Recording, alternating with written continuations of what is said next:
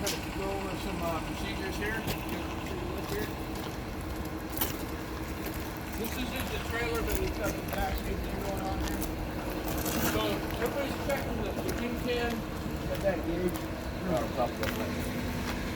So everybody's checking this thing, and they're going, yeah, it's good. Yeah, it's good. Yeah, it's good. They're coming in here and testing this part, right? So they're going, this plate passes. This plate does not pass. You're allowed 3/8 of an inch cavitation. That's the side movement. That's 3/8 from side to side. When we put this up here like this here, you can see right there, you have over 3/8 right there. Okay?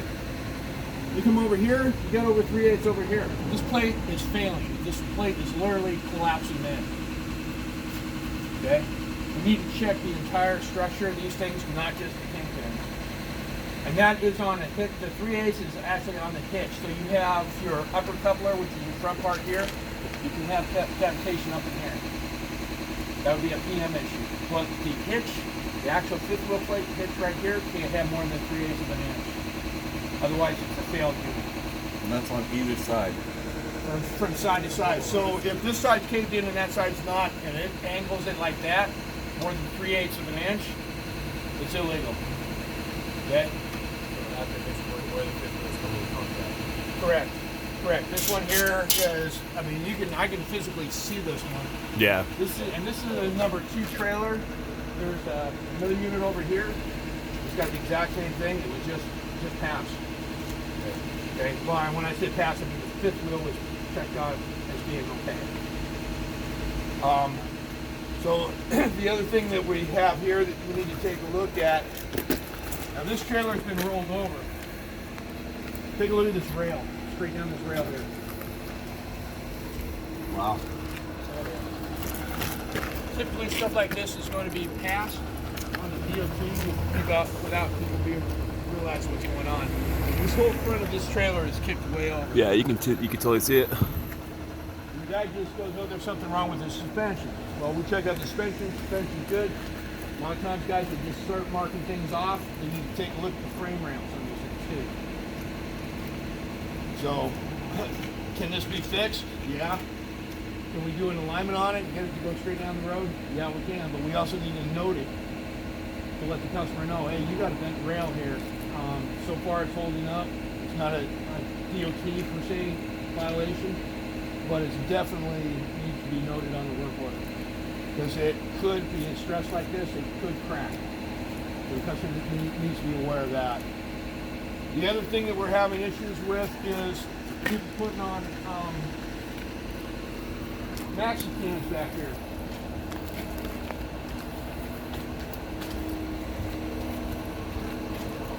So when you guys are doing the air cans on these things,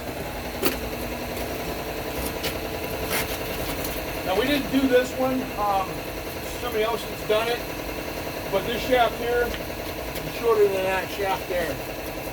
You've got to be the same lengths. So if you pull off a can and it's got a stroke that's 2 inches, 3 inches longer than the other one, don't cut it the same.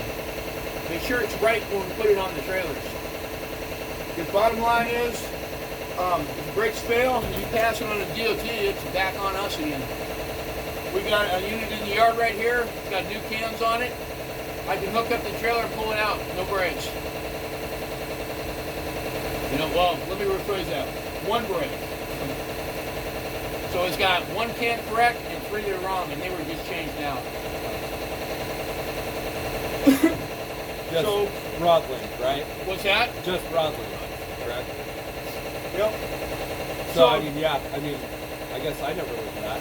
I just take the air can off, measure the rod of the one I took off, match it. You need to make sure, yeah. But if somebody else screwed it up, yeah, no, you don't want to put on another screwed up air can. The other issue that we have is there's a lot of misconceptions on S-cam tubes. Okay, people are writing up DOT violations because the tubes are spinning. Okay, a spinning tube is not a DOT violation. The violation for the tube spinning would be as if there's slop, up and down slop, creating the brakes to hop. Okay? Spinning tube is a PM issue, needs to be noted. If there's no hop, and if you back off your brakes, if you back the brakes off and you take the pry bar underneath there, you lift up and down and you see that tube moving up and down like that, that's a DOT violation. If it doesn't move, the SCAM doesn't move, you know, up and down, that doesn't create brake hop, therefore it's still legal as far as the DOT. Now PM, I would still note it down for a PM issue on it. Okay? So let's go over procedures on front to back. Hey Alex? He's closing the door real quick. Oh.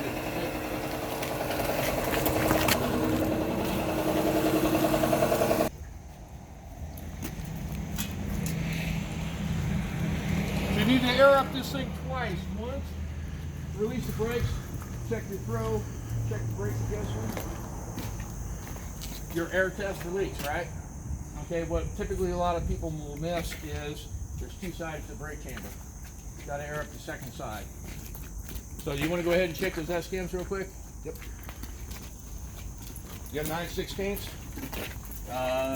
No, but I haven't backed off. You already have backed off? Yeah. So, when you're checking for that slop on your shoes, you know, you obviously have this part where you have the liner and it goes to the steel. You put your pry bar in right there and just pry it. As you can see right there, that whole tube is lifting up. So that's a DOT problem. And this is also the one that's spinning.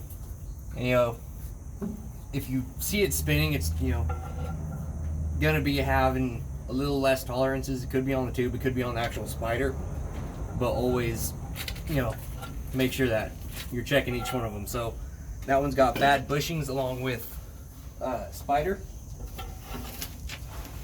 and this one over here, you see it's moving the shoes up and down, but it's not moving the tube itself. So that just means that the bushings are bad inside of the tube. So that just needs, you know, SCAMs, and since we're going to do an upgrade over here, we do upgrade over here. Another thing that you don't think of as much when you're taking a look at these is the slack adjusters have to be the same on each side. So you can't have, you know, a 2-piece adjuster over here, 7/16 and 9/16 over here. They got to be like for like each side. It's okay if it's, you know, 9/16 up here and then 7/16 on the front axle, but per axle they have to be the same across. So that's just another thing to take a look at. And make sure you're, you know, while you're under here, you're inspecting everything else. So this shock right here has been seeping a little bit, but it's not wet to the touch. So, you know, that's something that just needs to be noted on the work order. The ones in the front have a bit more buildup on them. So if you take your nail and you just scratch it real quick, you'll see that's wet underneath. Bad shocks, new shocks on the new front. But that's how you check your tubes down here, just right under the tube. Right.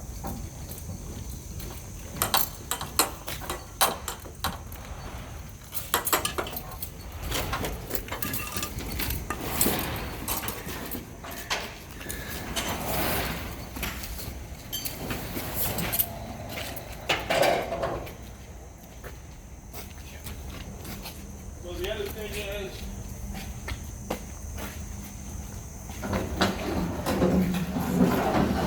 this was actually zip tied up in place here, being a violation on the trailer. Now, if you pull this off the trailer, it's no longer a DOT issue for the trailer itself. It'd be a PM issue.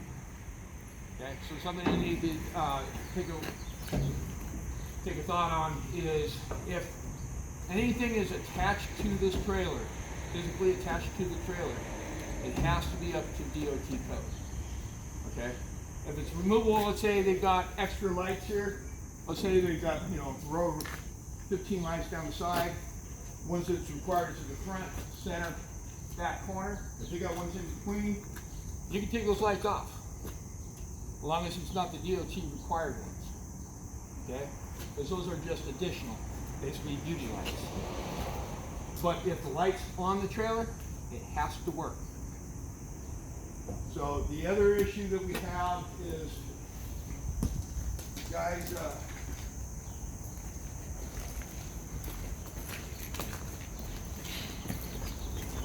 like doors. Doors like this is a PM issue, not a DOT. DOT states if it's on the trailer, or if it's able to fall off a trailer, then it's a DOT issue because it's a road hazard. Okay, this is not structural. This would be a PM issue, not a DOT. You do want to check out your hinges. Typically it's missed on the hinges here, along with the back frame underneath the ICC bar here. Now if the ICC bar is bent, not a DOT issue. Okay? If it's bent and cracked anywhere, it's a DOT issue. If it's got a certification stamp, you cannot change out bumper 2. Here's the certification stamp. They'll come like this, or there'll be a little metal tag. Okay? If it comes with that, you can't cut the tube out. You have to replace the whole assembly. Okay? The other thing that's typically missed on these, and when I say typically missed, I'm not necessarily, pointing out any mechanics here. I'm just saying generally was typically missed. You come back underneath here, and typically what's missed on these things here is these welds down in here, and also up in the structures up in here, up above. Okay. The other thing that's missed a lot of times is you'll have a stop tube coming across for your sliders. There'll be a lot of, you can get the removable ones or the welded in ones. The ones that are welded in, you got to make sure those welds are good all the way around. Can they be bent? Yes. Can they be smashed? Yes. Can they be cracked or broken? No. The other thing that's really missed on almost all the DOTs is your floor. Let's go, Mike. We'll hop up inside here.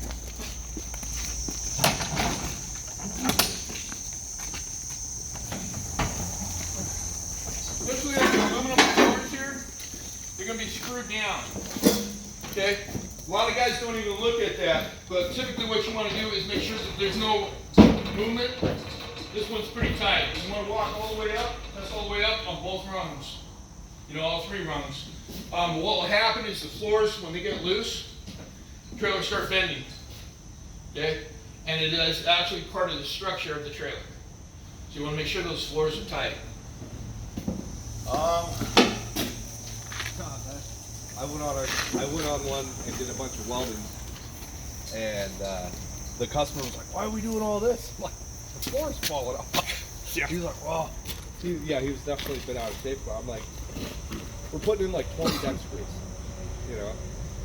Now, is it also true with the ICC bumper that if it's not cracked but it's bent, I've always been told that if it's bent past itself, say it's bent here, there's no physical crack, but it's bent past this edge here is past the actual alignment of the bar there, say it was all the way out. If it's bent beyond the width of your bar, yeah, then it's no okay.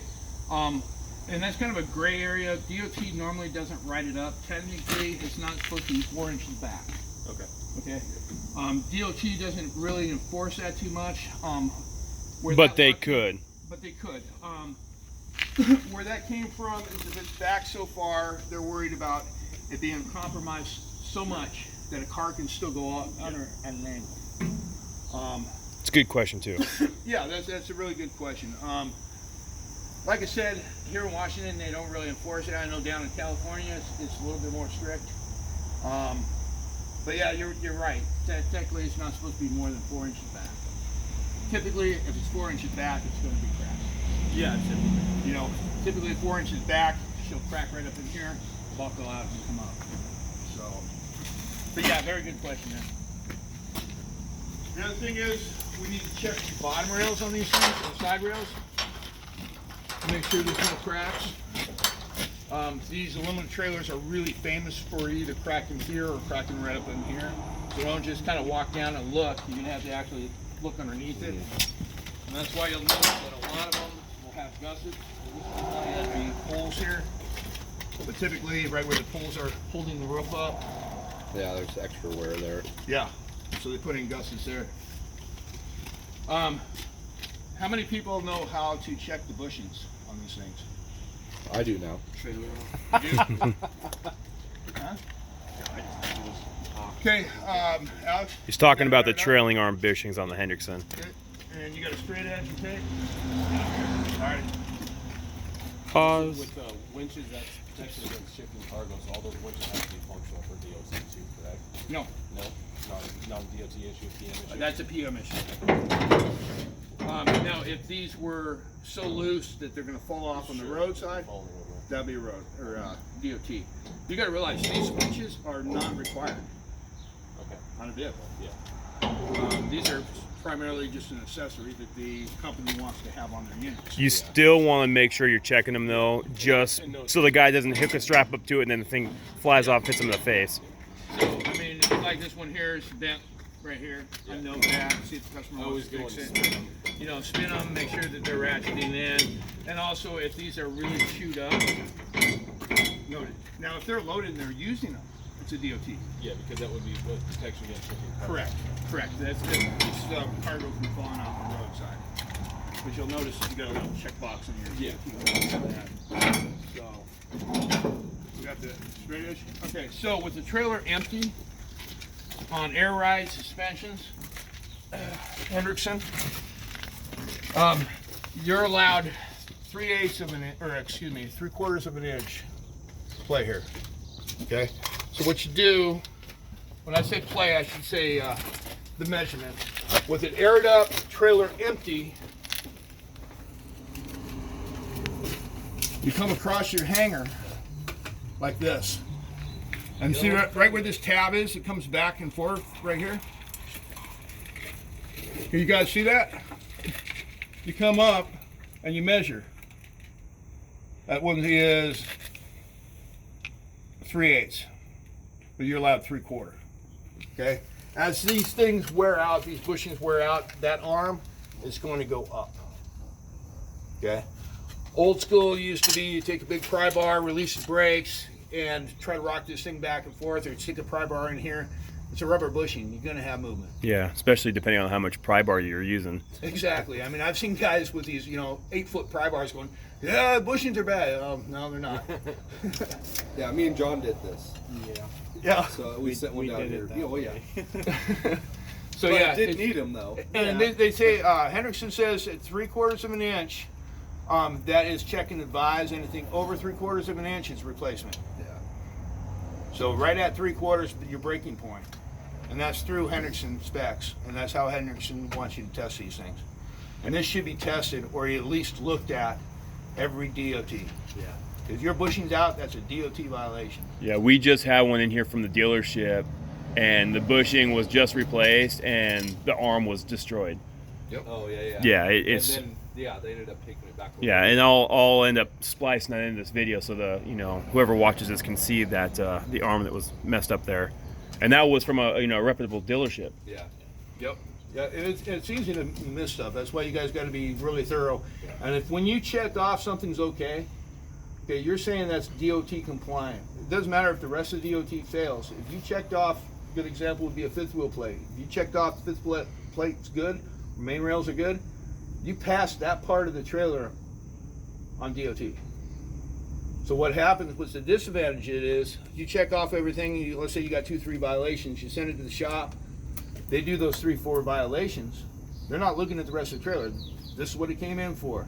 Everything else is passed. This failed, this failed, this failed. We fix those 3 items.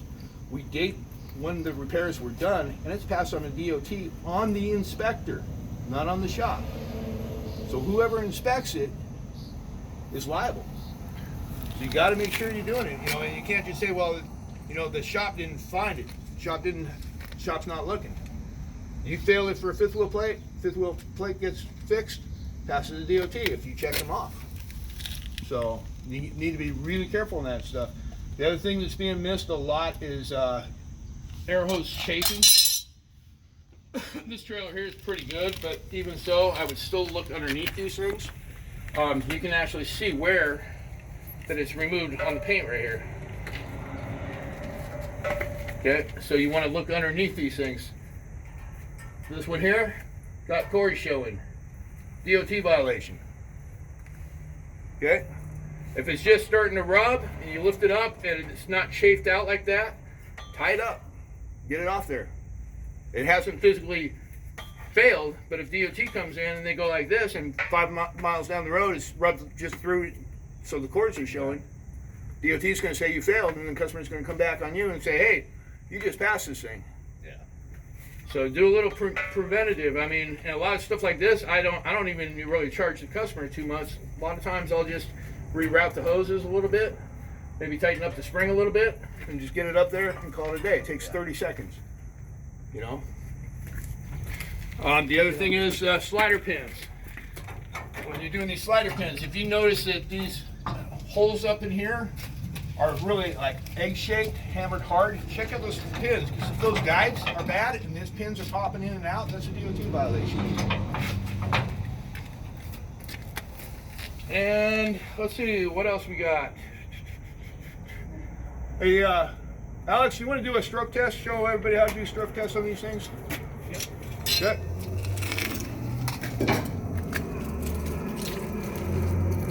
Just so it'll be easier for everyone to see. It's not gonna be Easier than the front. you should do the video, you're wide open. So with the stroke test, you want to come in here, and what I do is right where your rod comes through the bracket here, I want to take a point, I'll mark it here, that's where I'll put my tape measure, so I'll mark it right in line with that mark. And then you'll apply air. It's obviously going to push the rod out, it's going to rotate. I'll go ahead and apply air. It's going to rotate your S-cam, apply your brakes. Yep.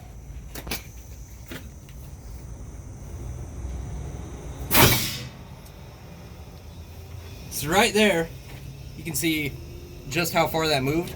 Like I said, I marked it here and there, so I know that's where I need to measure from, because that's where I marked it.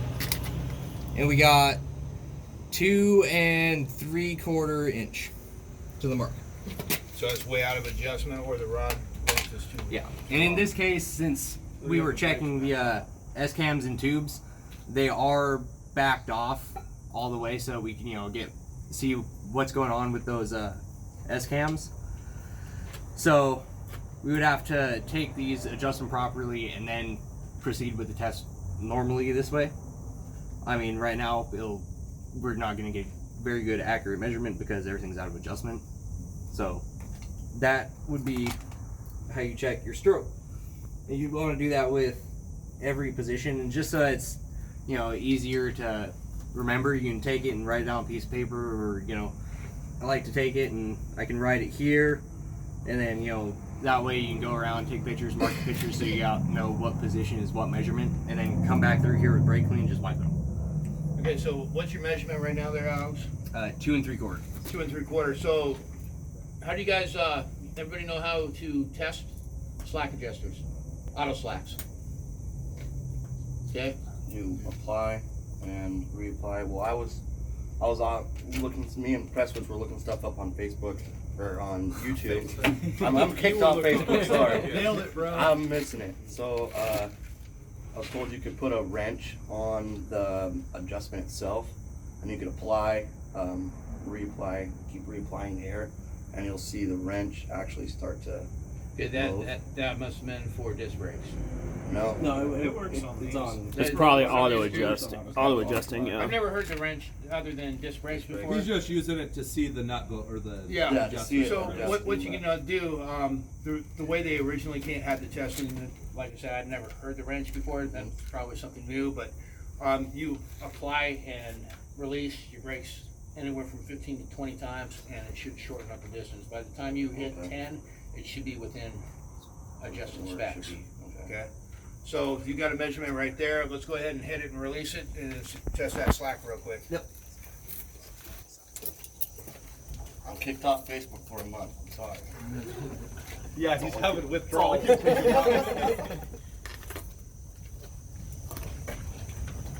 But when you press one,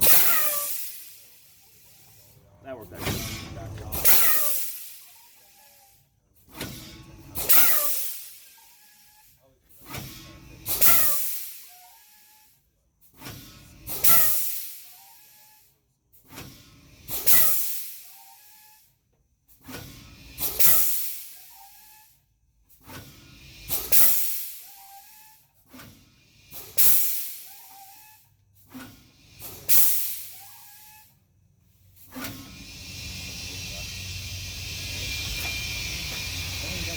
Remember when we turned the air compressor off? Yeah.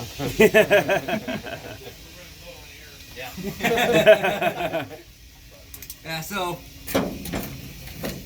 now we go in here, take measurement again, and we are still at 2 3/4. And that's because of, well, the brakes are backed all the way off right now. Yeah, they should adjust up. Yeah, they should be. Oh, adjusting yeah, and you're right, tightening it you're right. down. So that would tell you right here, it's bad slack. So it's something you guys need to take a look at also. Well, and that's the cool thing about the light check machines is that you can do everything under the trailer. Yep. You know, while wearing hearing protection, right, Ali? Of course. What? Oh, I thought that was those little black ones Yeah. there. the only times I set the brakes and scared myself. So Yeah. I'm like, oh god. Oh my God. All right, so we're on done from underneath here. Look up there. Look up and see that first job. So,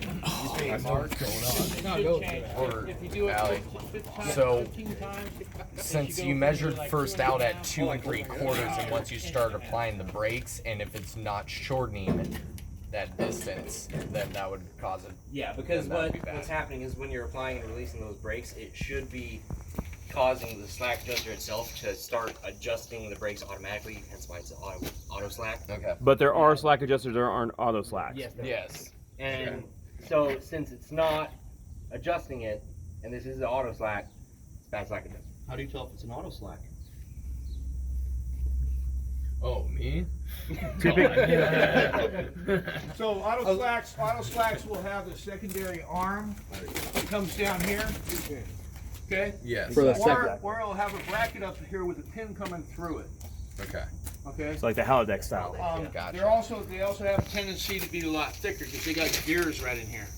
Okay, your non-adjusters or non-auto slacks are typically narrower, and they're typically on the older units.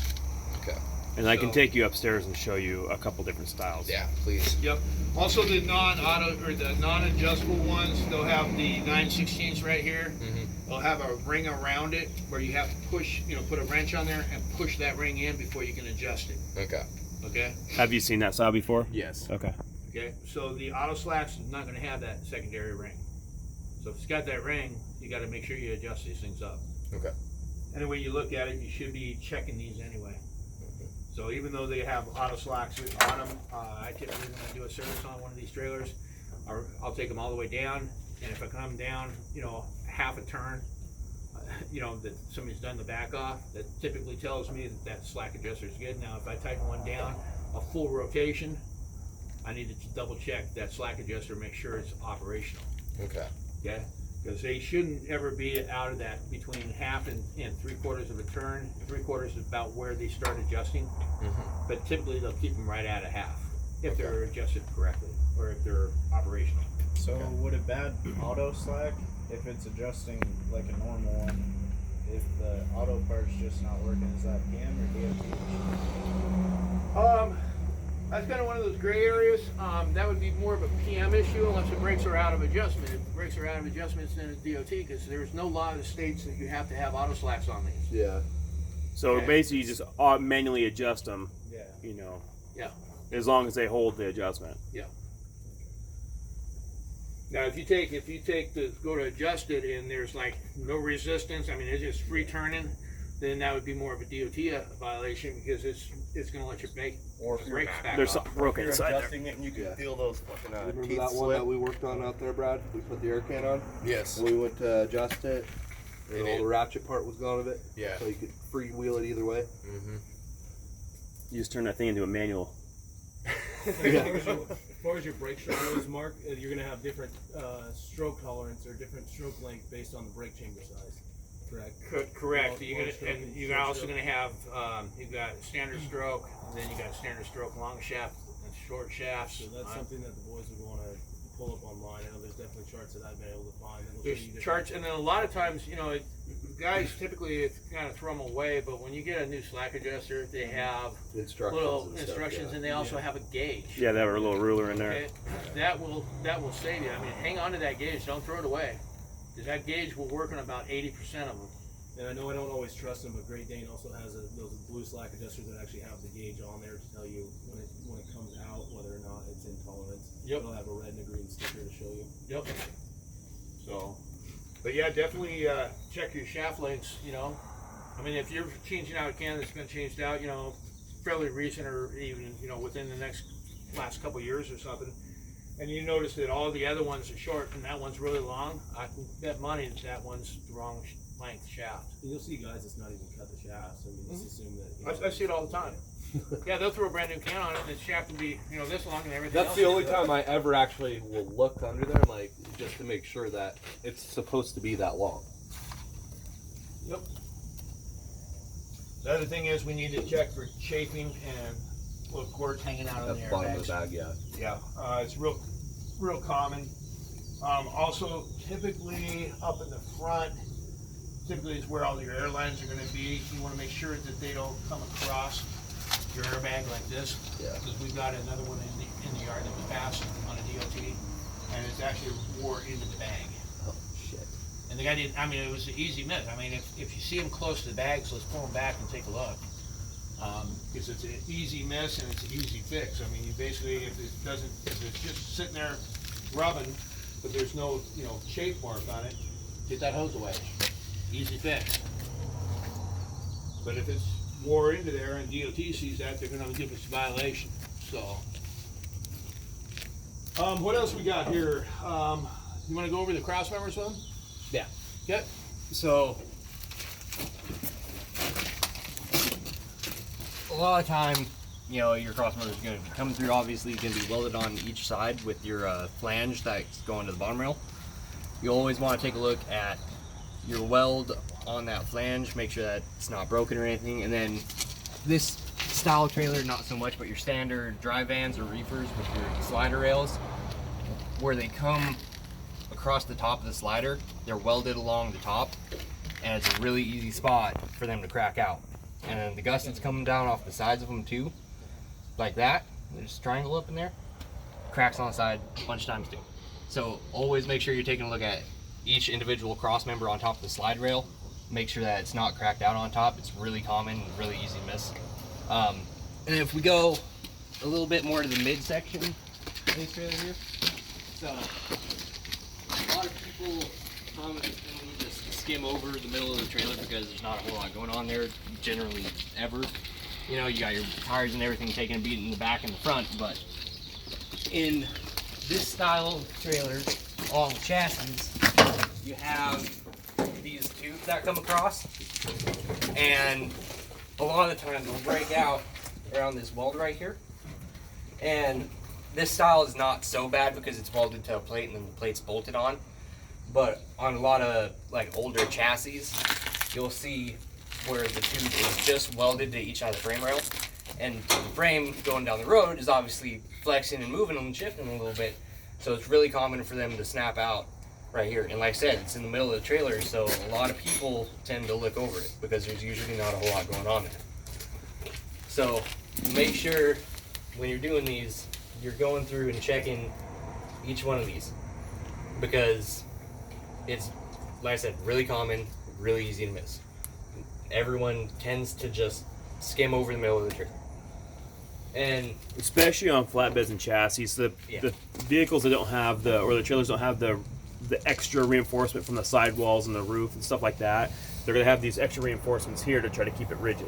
Yeah, and it's still allowing it to flex a little bit. Like I said, with this being welded to the plate and then the plate bolted on, it's not as bad because it allows the plate to flex around the frame of the trailer instead of the weld on the tube to flex around the trailer.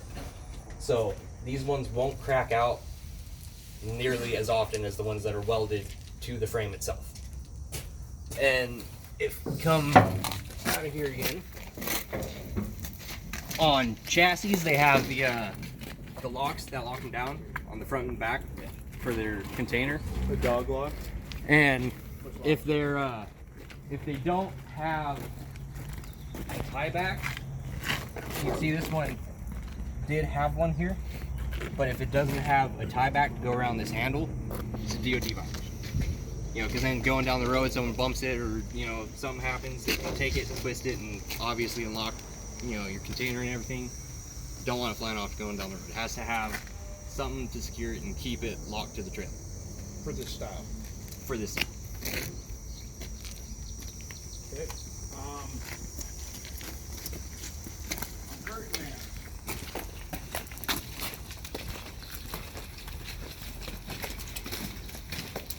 You're going to have two different style front walls on these things. You have a bolt-on style, and then you have a bushing bolt-on style. This is a solid mount. She is supposed to be tight. And if you take a look right underneath here, you can see she's loose. So what that does is when they're driving down the road, this front wall does this back and forth, back and forth, back and forth. Pretty soon the top, where it's bolted up on the top, is going to end up snapping. This rope's going to come flying off. And a lot of times when you see stuff like this, you notify the customer. He says, well, let's get it tightened up. You know, I mean, it's all added work, but you need to let them be aware of it. Typically, if you don't fix it, what it'll do is right back here where it's bolted on, she ends up breaking the bracket right back in here. This is a heavy duty bracket on this one here. But you can actually see movement on the front here, same as the other side. So anytime I see that, I go inside, take a look at the bolts from above, the front, and in the back. And also in the back, you're going to have the same type of setup, because these are all add-ons. Stock comes flatbed, and these are added to them. Okay? And then, basically, is the lights, and you got a light check machine. Typically, we'll turn on the clearance and tail lights, walk around, make sure they all work. Then you got left turn and right turn, and brake, go in the back. Now that was the ABS. ABS got two power sources. One is primary, second is secondary. That was actually the secondary coming on from the brake. So it's an auxiliary and brake. Correct. Auxiliary ABS. This definitely has a test function on it. Oh, probably because we have our brake supplied.